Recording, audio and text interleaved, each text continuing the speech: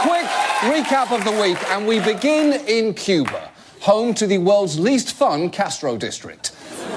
On Friday, Cuba made history.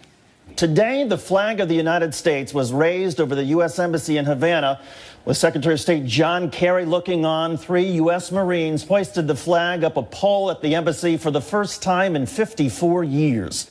Yes, finally, the universal symbol of freedom and liberty is flying in Cuba, someplace other than Guantanamo Bay.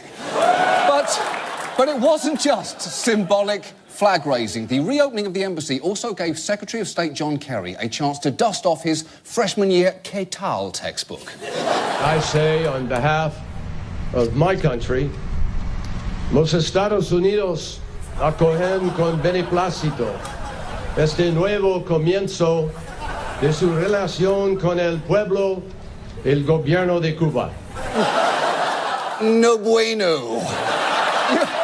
You sound like a Rosetta Stone, and not the software. You sound like an actual rock trying to speak Spanish. And look, the negotiations to get us to this point are way too complicated to get into right now. Suffice to say, they involved at various points Senator Patrick Leahy, the Pope, and the nation of Canada. But perhaps the most amazing detail was that at one point, the negotiations actually hinged on this. A wild story involving the artificial insemination of the wife of one of the Cuban prisoners being held in the United States, with the Leahys bringing the semen, really, from the prisoner in the United States to Havana so she could become pregnant. It's true. Apparently, as part of the effort to close the deal, last year, Senator Patrick Leahy helped facilitate the artificial insemination of a Cuban prisoner's wife by ensuring safe passage for his sperm.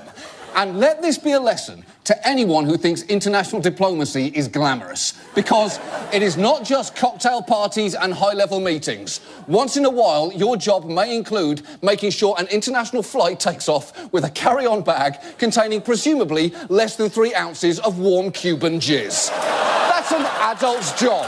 That is diplomacy.